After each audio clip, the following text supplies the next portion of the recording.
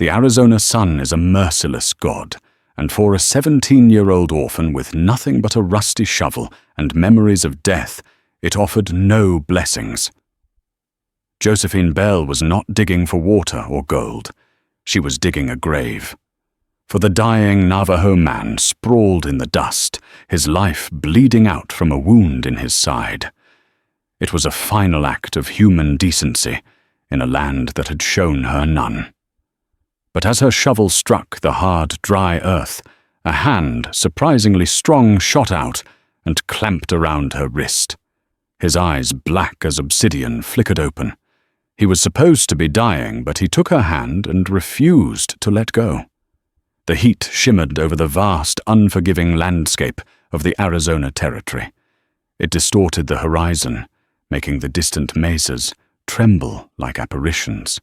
For Josephine Bell, the world had been trembling for a year, ever since cholera had swept through the pitiful mining settlement she and her parents had called home, leaving her utterly alone.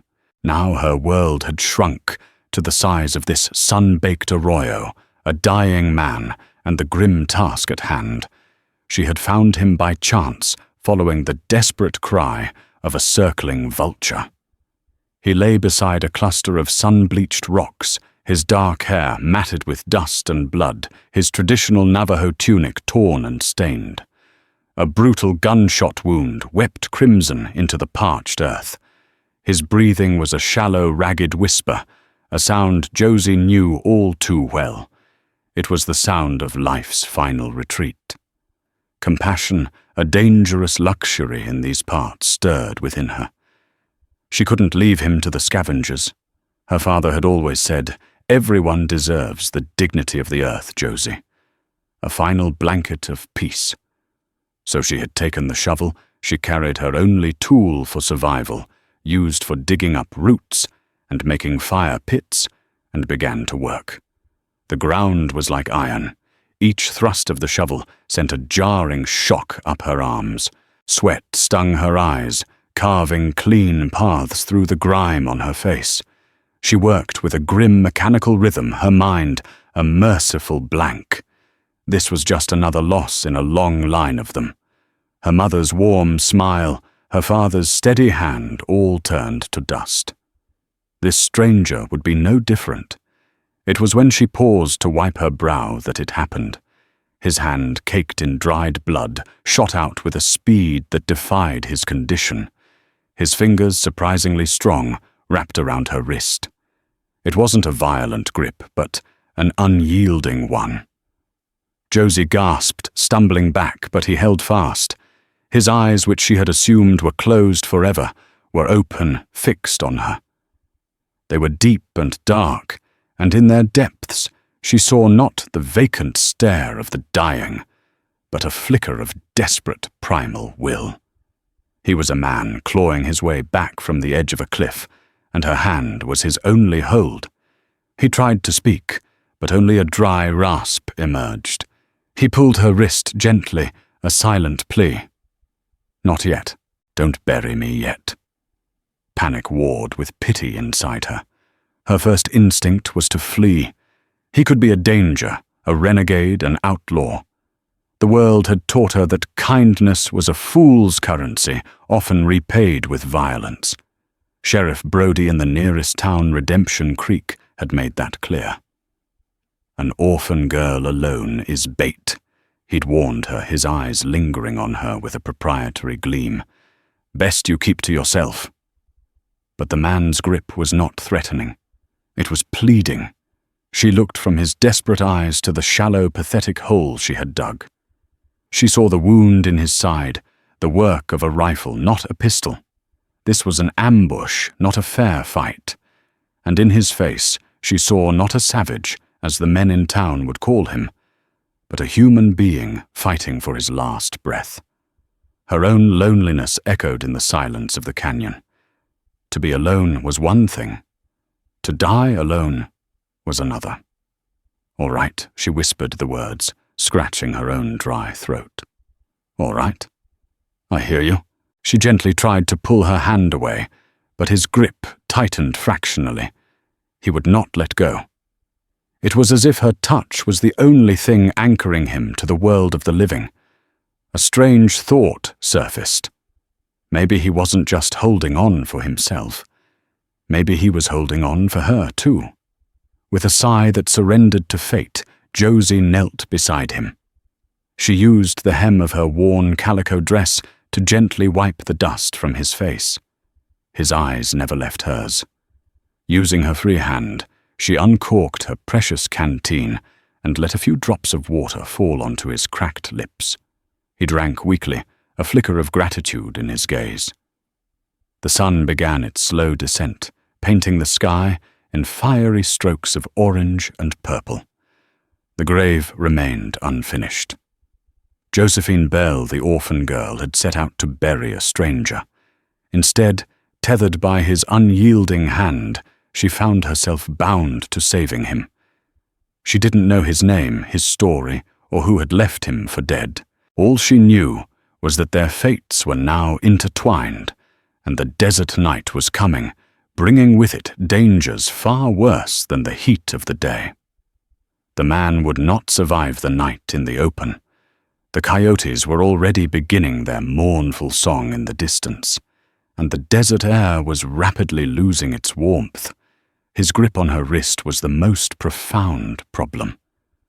How could she move him when he refused to let go? "I have to help you," she said, speaking slowly, as if he could understand her words. "There's a place, a shelter, but you have to let go." He stared at her, his dark eyes clouded with fever, but still intensely focused. He gave the faintest shake of his head. It was clear he believed that if he released her, she would vanish, leaving him to the fate she'd first intended. Josie's mind raced. Her shelter was a small dugout, carved into the side of a hill about a mile away, concealed by a thicket of mesquite. It was a miserable place, but it was hers. It was safe. Dragging him there seemed impossible. An idea born of desperation took shape. She took the thin, worn blanket from her pack, and with her free hand and her teeth tore a long strip from it. Awkwardly, she looped it around his wrist, then around her own, tying a secure if clumsy knot. "There," she said, showing him the binding. "We're tied together. I'm not leaving. Do you understand?"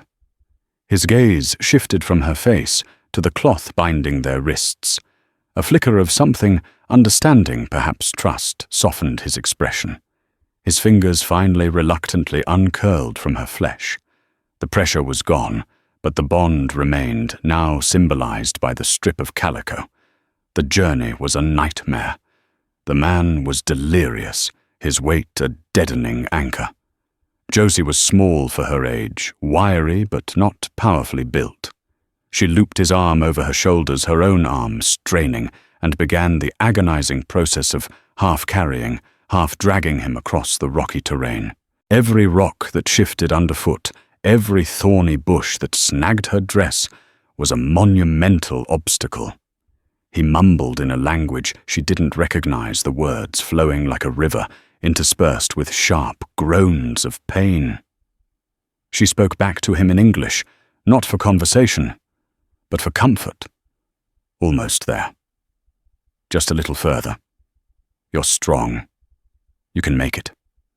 Her voice was a soothing murmur against the vast, uncaring silence. By the time they reached the hidden entrance to her dugout, the moon was high, and the sky was a blanket of brilliant cold stars. Her muscles screamed in protest, and her back felt as if it might snap.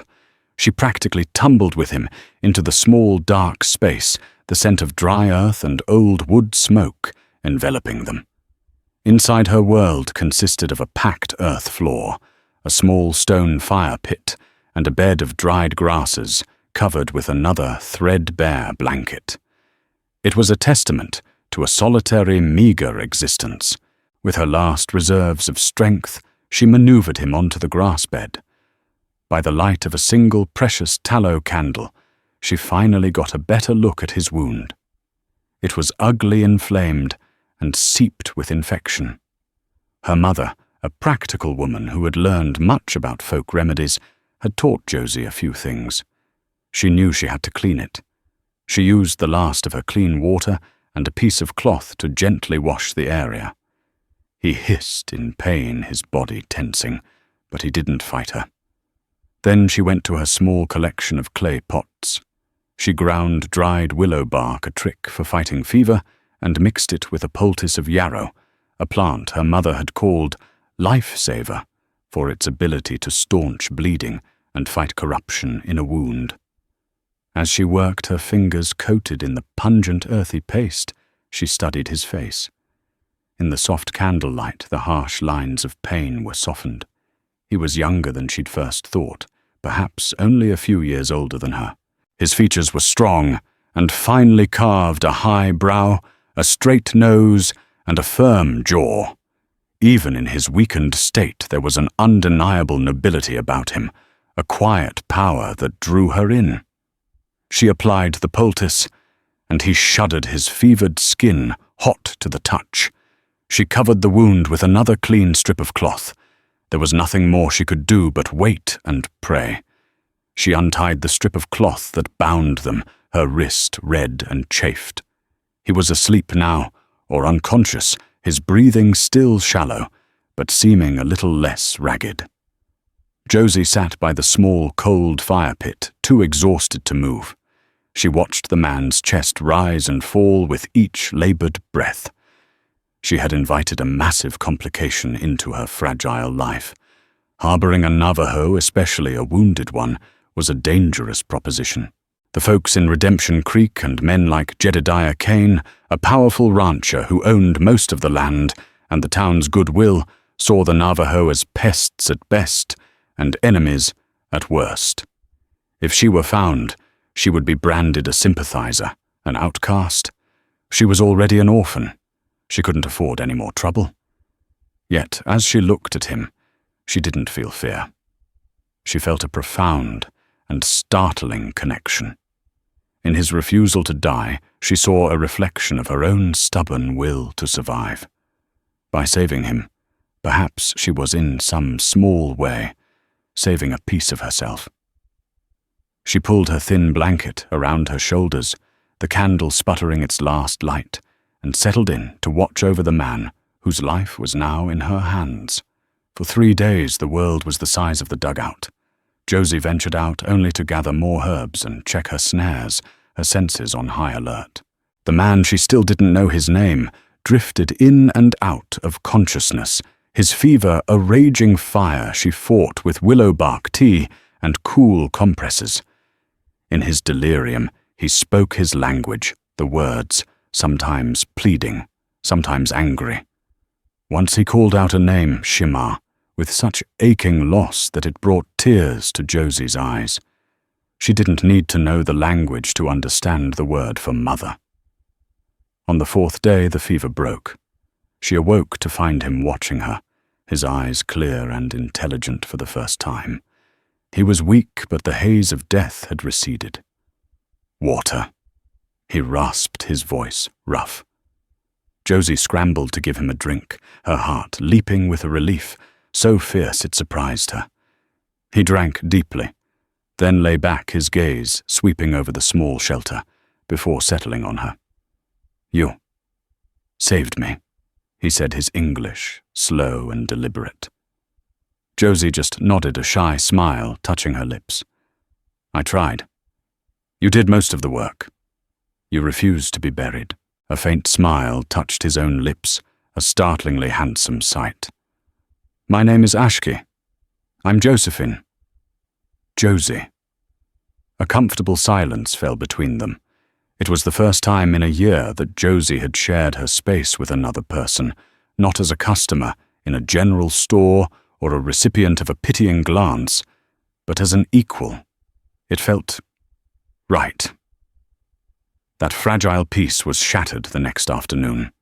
Josie was outside resetting a snare when she heard the unmistakable sound of shod horses approaching. Her blood ran cold. Peeking through the mesquite branches, she saw 3 riders, their figures sharp against the bright sky. The man in the lead was unmistakable Jedediah Kane. Kane was a man who seemed to own the very landscape. He sat tall in his expensive saddle, his face weathered, but his eyes sharp and merciless. He owned the biggest ranch in the territory, the saloon in Redemption Creek, and it was said, Sheriff Brody himself. His two companions were rough-looking men, hired guns by the name of Flint and Decker, whose loyalty was to coin, not conscience. Spread out, Kane barked, his voice carrying easily in the still air. "He can't have gotten far. I want that redskin found." "No witnesses this time?" Josie shrank back, her heart hammering against her ribs. "No witnesses this time." The words confirmed her suspicion. This was the man who had shot Ashki. They were hunting him. They were hunting them. She scrambled back into the dugout, her face pale with terror. "They're here," she whispered frantically to Ashki. "The men who shot you." Ashki's expression hardened. He tried to sit up his hand, instinctively going to his side, where a weapon should have been. The effort cost him, and he fell back with a grimace. "The leader," he said through gritted teeth. "A big man, with a silver buckle shaped like a hawk. Jedediah Kane." Josie breathed. "He owns everything." Heavy boot steps approached. Josie's mind raced. The entrance to the dugout was well hidden, but not well enough to survive a thorough search. She grabbed her dirtiest, most tattered blanket and threw it over Ashki, then piled loose firewood and old sacks around him, hoping to make it look like a forgotten storage pile. "Don't move. Don't even breathe," she whispered before positioning herself near the entrance, trying to look as if she were just tending to her small, pathetic hovel. "Well, what do we have here?" a gruff voice said. Decker stood there, a cruel sneer on his face, blocking the light. "Look what I found, boss. A little desert rat." Kane and Flint dismounted and strode over. Kane's eyes, the color of faded denim, raked over Josie with dismissive contempt. He nudged a loose stone with the toe of his expensive boot. "What's a child like you doing out here alone?" Kane demanded. "I manage," Josie said, forcing her voice to be steady, though her knees were trembling. "We're looking for a Navajo Kane," said his eyes narrowing. "Wounded. Saw anyone pass this way a few days ago." Josie's heart felt like a trapped bird beating against her ribs. She had to lie, and she had to be convincing. Her life and Ashki's depended on it. "I see no one," she said, her voice small but firm. "Nobody comes out this far." Kane stared at her, his gaze unnervingly intense. He seemed to be peeling back the layers of her defiance, searching for the truth. He took a step closer, his shadow falling over her. "You're the Bell girl, aren't you? The orphan," he said, a note of recognition in his voice. "Your father was a stubborn fool. Thought his little scrap of paper meant something." Josie flinched. Her father had been a surveyor, and he'd had a fierce dispute with Kane over a piece of land with a natural spring, the very spring near where she'd found Ashki. Her father had claimed the deed was ironclad. Kane had claimed it was worthless. After her parents' deaths, the matter had been forgotten by everyone but her. He was an honest man, Josie said, a spark of anger cutting through her fear. Kane laughed, a harsh, humorless sound. "Honesty gets you a shallow grave in this territory, girl. Remember that." He glanced around the dugout, his eyes lingering on the pile of blankets in the corner. For a heart-stopping moment, Josie was sure he would order his men to search it. Instead, he seemed to decide she was too insignificant to bother with. "Waste of time," he grunted, turning away. "Come on. The buzzards will lead us to him eventually." The three men mounted their horses and rode off, their laughter echoing back as they disappeared over the rise. Josie waited until the sound of their hoofbeats faded completely before she collapsed against the wall of the dugout, her body shaking uncontrollably. She uncovered Ashki, who was watching her with an expression of awe and gratitude. "You were brave," he said, his voice quiet. "I was terrified," she confessed, her voice trembling. "He mentioned my father, and a piece of land, the spring." Ashki's eyes sharpened with a new intensity. "The spring of the ancestors," he said, his voice filled with reverence. "That is sacred ground to my people. It is why Cain wants us gone. He thinks the stories of the spirits are covers for stories of gold." Suddenly the pieces began to click into place. This wasn't just a random act of violence. Cain hadn't just shot Ashki. He had ambushed him on sacred land that he wanted for himself. And somehow her own family's history was tied up in the same patch of dirt. The danger had just become intensely personal. Cain wasn't just a shadow passing through her life. He was the monster who had haunted both her past and her present. And he would be back. In the days that followed Cain's visit, a new tension settled over the dugout. The immediate threat had passed, but its shadow lingered, forcing them into a state of constant vigilance. Ashki's strength returned slowly but steadily. He began to move around, his grace and economy of motion belying the severity of his recent injury.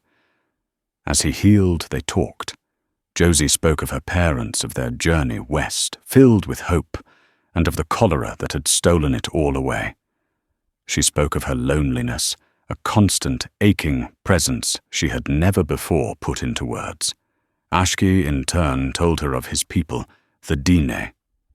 He was not a chief's son, but the nephew of a respected elder, a storyteller and spiritual guide named Haston.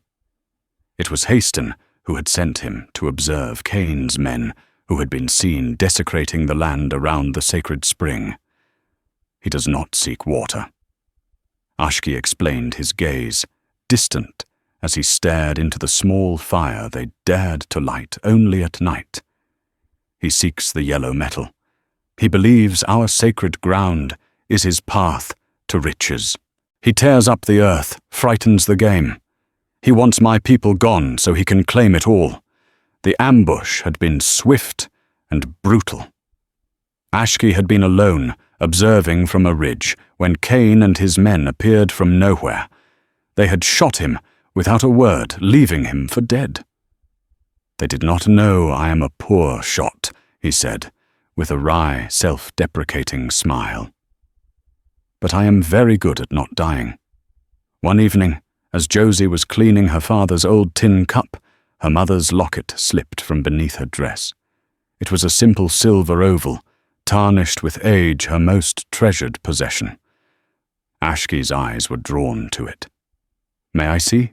he asked. Josie hesitated for only a moment before unclasping it and handing it over. He turned it over in his hands, his long fingers surprisingly gentle.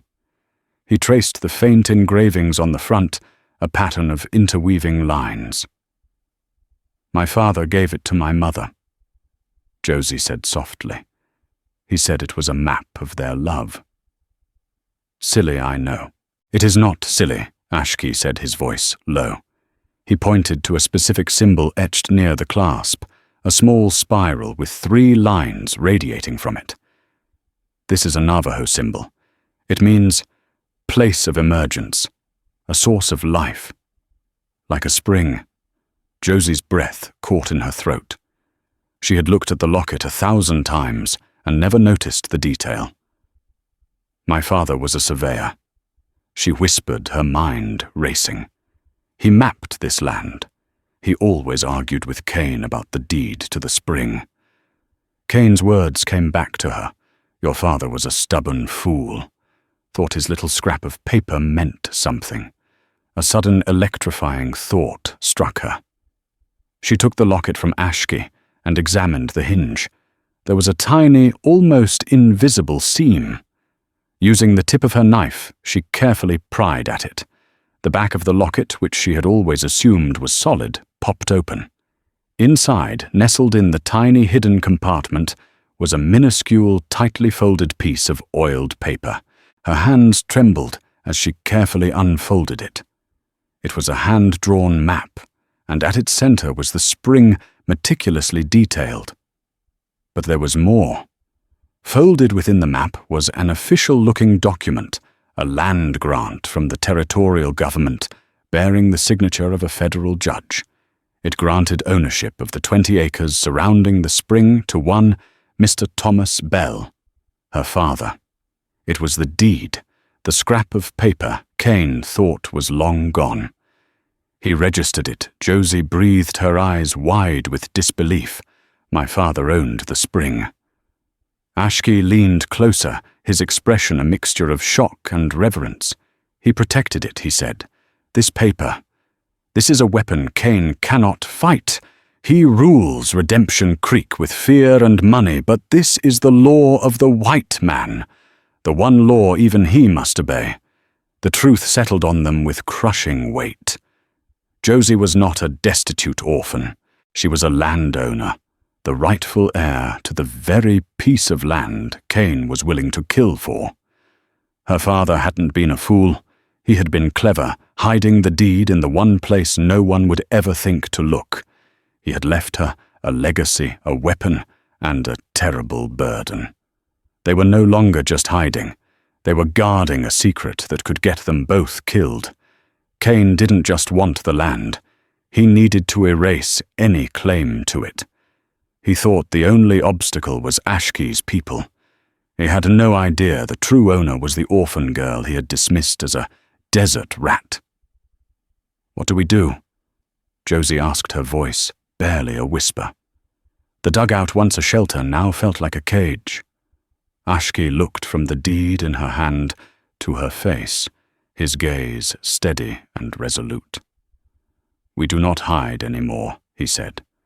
"We ride into Redemption Creek, and we show this piece of paper to the world." It was a declaration of war. The plan was terrifying in its simplicity. They would ride into the heart of Cain's power, the town of Redemption Creek, and present the deed to Sheriff Brody. Ashki argued it was their only chance. Hiding would only delay the inevitable. Cain's men would eventually find them. A public confrontation was a gamble, but it was a gamble on their own terms. "Brody is Cain's man," Josie argued, pacing the small confines of the dugout. "He'll laugh in our faces and throw us in a cell or worse." Perhaps Ashki conceded, but a sheriff must at least pretend to follow the law. "We will not give him the chance to make this disappear quietly. We will do it in the middle of the day, in front of witnesses." They prepared for the journey. Ashki, though still not at full strength, was now agile and determined. He fashioned a bow and a set of arrows with surprising speed and skill, providing them with a means of defense. Josie packed what little food she had, along with the precious deed which she secured again within the locket, and wore constantly. There was one person in Redemption Creek who might not be in Cain's pocket, Doc Abernathy. He was an old, cantankerous man who had tended to Josie's parents in their final days. He was weary of the world, and owed Cain nothing, having lost his own small ranch in a crooked card game with the man years ago. He was their only hope for an ally. They set out at dawn, traveling a circuitous route through the canyons to avoid any of Cain's patrols. Ashki moved with a silent, watchful grace that made Josie feel safe, despite the immense danger they were walking into. The journey forged a new kind of intimacy between them. They spoke little, but a deep understanding passed between them in shared glances and small gestures. She found herself acutely aware of his presence, the quiet strength in his shoulders, the way his eyes scanned the horizon. He was no longer just a man she had saved. He was her partner in this desperate gambit. Redemption Creek appeared as a dusty collection of clapboard buildings shimmering in the midday heat. It was a town that breathed with Cain's authority. The sign on the saloon. The Gilded Hawk bore his symbol. The general store was the Cain Mercantile. His name was everywhere. They tethered their horses, and walked down the main street, a tense and conspicuous pair. Josie in her patched dress and Ashki in his Navajo tunic drew immediate stares. Faces peered from behind curtains. Men stopped talking and turned to watch them pass, their expressions ranging from curiosity to outright hostility. They went straight to Doc Abernathy's office. The old man was inside, smelling of whiskey and carbolic soap. His eyes widened in surprise when he saw Josie, and then narrowed with suspicion when he saw Ashki, Josephine Bell. "What in tarnation are you doing back in this viper's nest, and who is this?" he grumbled. "We need your help, Doc, Josie," said her voice, pleading. She quickly and quietly explained everything, finding Ashki Kane's hunt and the discovery of the deed. She showed him the document from her locket. Abernathy held the deed close to his spectacles, his bushy eyebrows rising higher and higher as he read. He let out a long, low whistle. "Thomas Bell, you sly dog," he muttered. "He actually did it. He beat the devil." The doctor looked from the deed to Josie, then to Ashki. He saw the grim determination in their faces. For a long moment he was silent, and Josie's hope began to wither. He was old, and this was a young person's fight. "Kane will crush you," Abernathy said bluntly. "Brody won't lift a finger. This town is afraid of him. That's why we need you." Ashki said, his voice firm and clear. "We need one honest man to stand with us, to be a witness." Doc Abernathy looked at Ashki, a flicker of old fire reappearing in his tired eyes. He remembered the ranch he'd lost, the small injustices he'd witnessed and ignored for years. He looked at Josie, the daughter of a man he had respected, now standing against the tyrant who ruled their lives. "Honest," he grumbled, rubbing his whiskered chin. "Haven't been called that in a decade." He stood up, his joints cracking, and reached for his dusty coat. "All right, I'm in. But when Kane's men start shooting, don't expect me to catch any bullets for you." With their reluctant ally in tow, they walked toward the sheriff's office. The street was no longer empty. A crowd was gathering, drawn by the strange sight of the orphan girl, the Navajo, and the town doctor marching with purpose. Word was spreading like wildfire. This was it. The confrontation was about to begin. The walk to the sheriff's office was the longest of Josephine's life. Every step on the dusty boardwalk of Redemption Creek felt like a drumbeat marking their approach to either salvation or ruin. The town, which usually bustled with a low hum of activity, seemed to fall silent as they passed. A blacksmith's hammer, ringing a steady rhythm against an anvil, faltered and stopped. The swinging doors of the Gilded Hawk Saloon were pushed open by curious patrons who spilled out onto the porch, their drinks forgotten. Faces framed by the dark interiors of shops and homes appeared in windows, their expressions a mixture of fear and fascination.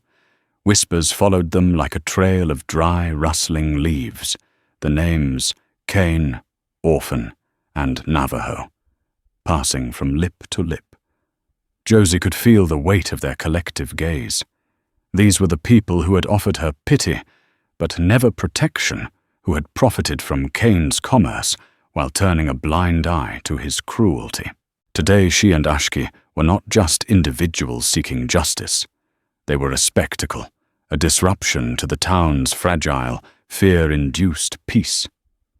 Beside her, Ashki walked with an unnerving calm, his back straight, his eyes scanning everything without appearing to focus on anything. He was a warrior walking into the heart of an enemy camp, and his composure gave her strength. Doc Abernathy shuffled along on her other side, his grumbling presence a strange and welcome anchor in the sea of uncertainty. Sheriff Brody's office was a squat, sun-bleached building that seemed to sag under the weight of its own irrelevance.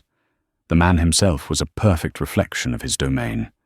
He was a large, slovenly figure whose bulk was composed more of whiskey and apathy than muscle. When they stepped through the open doorway, casting long shadows into the dimly lit room, he was leaning so far back in his chair that Josie worried he might topple over his dusty boots, propped carelessly on his desk. His eyes opened first with lazy annoyance, then widening in surprise and immediate hostility as he took in the trio. His boots hit the floor with a heavy thud. What in the hell is this? He blustered his gaze, locking onto Ashkey as if he were vermin. His hand, thick and meaty, instinctively went to the walnut grip of the pistol, holstered at his hip. Get him out of here, right now. We don't allow his kind in town, let alone in my office. He's with me, Sheriff, Josie said. Her voice was a tremor of nerves, but she forced it to hold firm, refusing to be intimidated. And we are here on official business. Brody let out a short, derisive laugh. Official business? He scoffed, his eyes running over Josie's patched calico dress with contempt. You don't have any business, girl, other than finding a wash tub to scrub floors. Now get out before I throw you all in a cell for disturbing the peace. You'll want to hear this, Brody Doc Abernathy interjected his voice, a gravelly rumble. He stepped forward, drawing the sheriff's attention. It concerns your employer, Jedediah Kane. The mention of his boss's name was like a splash of cold water. The bluster vanished from Brody's face, replaced by a wary, pinched expression. He was a dog who had just heard his master's whistle. What about Mr. Kane? He asked, his tone shifting from aggressive to cautious. This was the moment. Josie took a deep breath, stepped up to the cluttered desk, and with a hand that trembled only slightly, she unclasped the silver locket from her neck. She carefully opened the hidden compartment and retrieved the folded papers. With as much ceremony as she could muster, she unfolded the deed and the accompanying map, placing them on the dusty wood. The territorial seal, though faint, was unmistakable. This, she announced, her voice, ringing with a newfound authority, is a legal deed registered with the territorial government and signed by Judge Alistair Wright. It grants exclusive title and ownership of the 20 acres of land surrounding Willow Spring to my father, Thomas Bell. As his sole surviving heir, that land now belongs to me. Sheriff Brody stared at the paper, as if it were a live rattlesnake. He hesitantly picked it up, his thick fingers clumsy against the delicate document. His lips moved silently as he read, his brow furrowed in concentration. The color slowly drained from his florid face, leaving it a pasty, unhealthy grey. He looked from the deed to Josie's determined face, then to Ashkey's impassive one, and a dawning, panicked understanding filled his eyes. He knew this wasn't a simple bluff. He knew what this piece of paper represented, a catastrophic complication for the man he served. It's a forgery, he stammered, the accusation weak and unconvincing. He threw the paper back onto the desk. A pathetic trick. You think you can waltz in here with some yellowed piece of trash and lay claim to Mr. Kane's property. It's no trick, and you know it, Abernathy countered sharply, stepping closer to jab a finger at the document. I witnessed Thomas Bell's signature on his will. That's his hand, and that seal is official. You'd have to be blind or a fool to deny it, Brody. Which is it today? The commotion had drawn the crowd from the street. They were pressing into the office now, a silent, watchful gallery of faces filling the doorway and peering through the grimy windows. They could smell a shift in the wind, a challenge to the established order, and they were hungry to see how it would end. Their silent vigil was broken by the sound of heavy, purposeful boots on the boardwalk outside. The crowd in the doorway parted hastily, like iron filings before a magnet. Jedediah Kane, flanked by his 2 hired guns, Flint and Decker filled the entrance. He entered the office like a storm front, his presence sucking the air from the room, his face a thunderous mask of rage. Brody, what is the meaning of this circus? He roared, his voice accustomed to instant obedience. His eyes swept the room and landed on Ashki. A flash of murderous fury mingled with genuine shock crossed his face. "You!" he snarled, taking a step forward. "I left you for the vultures. Should have finished the job myself." "You tried," Ashki said, his voice calm and clear, cutting through Kane's rage. "But the spirits of the land you desecrate had other plans for me." Kane ignored him, turning his glare on the sheriff. "What is this nonsense I hear about a deed?" he demanded. Brody, now sweating profusely under the gaze of his master, pointed a trembling finger at the document on his desk, as if it were the source of all his misery. She claims she owns the spring, Mr. Kane. Her father. There's a paper." Kane strode to the desk and snatched the deed. His eyes scanned the legal text, his confident sneer faltering for a fraction of a second, replaced by a flicker of genuine disbelief. It was real. He recovered instantly, his mind racing to control the narrative. He let out a short, sharp laugh, a sound utterly devoid of humor. "This is worthless," he declared, holding the deed up for the crowd to see, his voice booming with forced confidence. "A forgotten scrap from a dead man. I have a registered mining claim on that land, filed with the territory. It's ironclad." "A mining claim is not a title deed," Josie shot back, her voice rising clear and steady above the murmurs of the crowd. She was no longer just a frightened girl. She was her father's daughter. "Your claim was filed last month. This deed predates it by 5 years. It grants ownership of the land itself, not just the right to dig on it. It's the law, Mr. Kane, a law that applies even to you."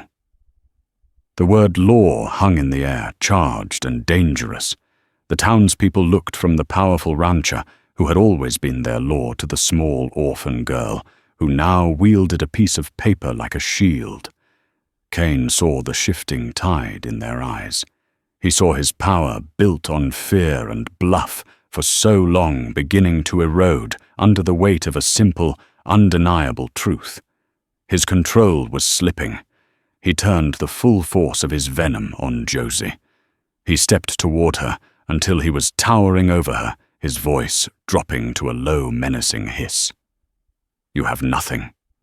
You are a pathetic, parentless whelp digging in the dirt for scraps. That land is mine. I will see you in your grave, just like your stubborn fool of a father." And then, in a final explosive act of defiance against the authority he could not bully, he ripped the deed in two. A collective gasp went through the crowd, a single, unified sound of shock and horror. Josie cried out a sound of pure anguish as she watched her father's legacy, her only weapon, be destroyed. Kane threw the torn pieces to the floor with a gesture of ultimate contempt. There he spat his chest, heaving. "So much for your law," he whirled on Sheriff Brody. "Arrest them. Arrest this savage for trespassing and the girl for fraud and conspiracy. Do it now." Sheriff Brody, trapped between the incandescent fury of his master and the dozens of condemning eyes of the town, finally drew his gun. But his hand trembled, ripping up a federal document in front of a room full of witnesses. That was a line even his corrupted sense of duty was reluctant to cross. He was paralyzed, a puppet whose strings had suddenly been tangled. Well, Kane bellowed his face, turning a dark, mottled red. "Are you the law in this town or not?" Before Brody could make his fateful choice, Ashki moved. He didn't make a sound, but in one fluid motion, he stepped between Kane and Josie, shielding her with his body. He stood weaponless, yet his presence was a formidable barrier. "You are the one who has broken the law, Kane." Ashki said, his voice quiet but resonating with an undeniable authority that filled the tense silence. "You tried to murder me. You have threatened an innocent woman. Your rule in this valley is built on blood and lies, and today it ends." The challenge was absolute. Kane's face twisted into a mask of pure, unrestrained hatred. The pretense of legality was gone, replaced by the raw violence that had always been the true source of his power. He drew his own pistol, a silver-inlaid Colt that seemed to leap into his hand, and aimed it squarely at Ashke's chest. "Your mouth." He growled, his voice, shaking with rage, "is the last thing that will die." The office was utterly silent, the air thick with the promise of violence. The town of Redemption Creek held its breath, waiting to see if the law of the hawk would finally, irrevocably be answered with blood. The click of the hammer being pulled back on Kane's Colt was deafening in the silence. The crowd in the doorway shrank back, but no one fled. They were transfixed witnesses to a battle for the soul of their town. Josie's despair over the torn deed morphed into a white-hot fury. She would not let Kane win. She wouldn't let him kill the man who had shown her that she was not alone. Just as Kane's finger tightened on the trigger, Josie lunged forward, not at Kane, but at Sheriff Brody's desk. With a desperate cry, she swept a heavy inkwell off the surface, sending it flying through the air. It struck Kane's gun hand. He roared in pain and surprise, the shot going wide, splintering the wooden doorframe. The chaos that erupted was immediate. Decker and Flint moved to grab Ashke, but he was ready. He ducked under a clumsy swing from Flint and used his momentum to shove the larger man into Decker. The two henchmen stumbled, crashing into a gun rack on the wall. Sheriff Brody finally spurred to action, raised his pistol, but he didn't know who to aim at. His authority had completely dissolved.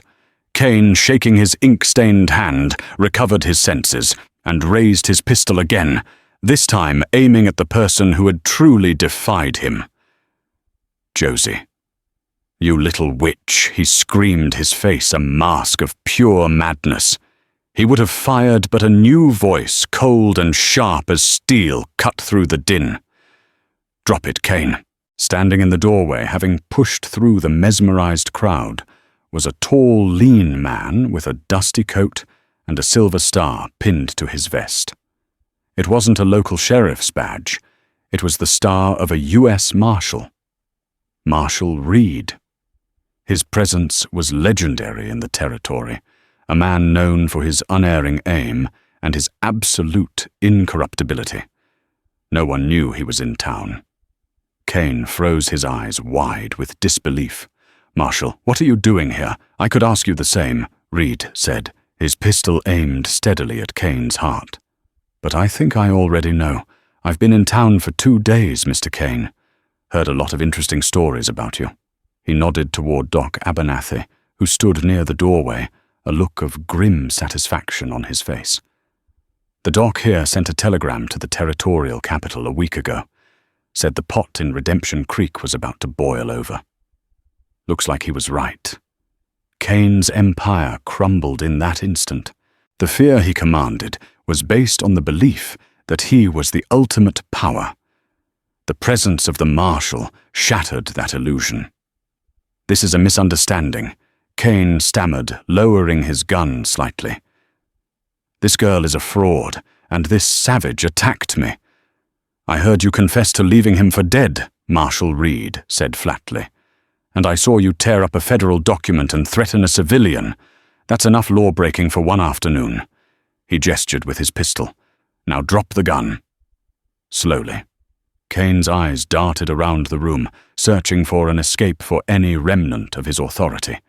He saw nothing but the cold steel of the Marshal's gun and the condemning faces of the townspeople he had terrorized for so long. His henchmen, Flint and Decker, were slowly raising their hands. Sheriff Brody looked as if he wanted the floor to swallow him whole. With a cry of enraged defeat, Kane threw his gun to the floor. "It's over, Jedediah Doc Abernathy," said, stepping forward. He bent down and picked up the 2 halves of the torn deed. "But you're wrong about this. A little tape and a marshal's testimony, and this piece of paper will be stronger than ever." The karma was swift and brutal. Marshal Reed arrested Kane on the spot for attempted murder, destruction of federal property, and a half-dozen other charges that Abernathy was all too happy to provide testimony for.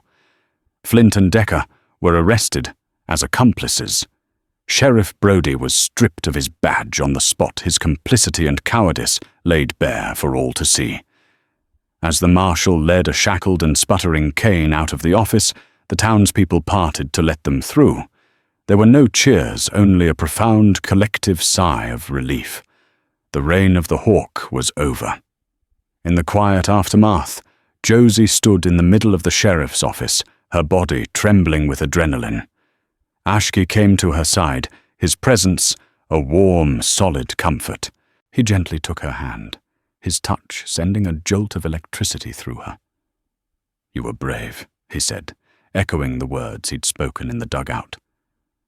"So were you?" she replied, a real smile, bright and full of hope, finally reaching her eyes. He looked down at their joined hands, then back at her. It seems he said, a soft smile playing on his own lips. "I cannot let go." Josie smiled back, her fingers tightening around his. "I don't want you to." The sun streamed through the dusty window, illuminating the two of them. They were an unlikely pair, the orphan girl and the Navajo warrior. But together they had faced down a tyrant and reclaimed their future. The land, the spring, the legacy, it was all theirs. And as they stood together, hands clasped, they knew they were at the start of a new story, one they would write together. And so the story of Josephine and Ashki became a legend in Redemption Creek, a testament to the fact that true power isn't found in wealth or fear, but in courage, unity, and an unbreakable bond forged in the dust of the Arizona desert. Jedediah Kane, the man who believed he was a hawk, was caged, his legacy turning to rust and cautionary tales. The torn deed, once a symbol of a father's hidden love, became the foundation of a new community, where the sacred spring quenched the thirst of all people, settler and Navajo alike, who chose to live in peace. What did you think of Kane's downfall? Was it the justice he deserved? Stories like this remind us that heroes are often found in the most unexpected places, and that even in the harshest of landscapes, love and justice can bloom. If this story of courage and karma resonated with you, please let us know in the comments below. And don't forget to hit that like button, share this video with someone who needs a story of hope, and subscribe to the channel for more tales of when the underestimated rise up and change the world. Thank you for listening.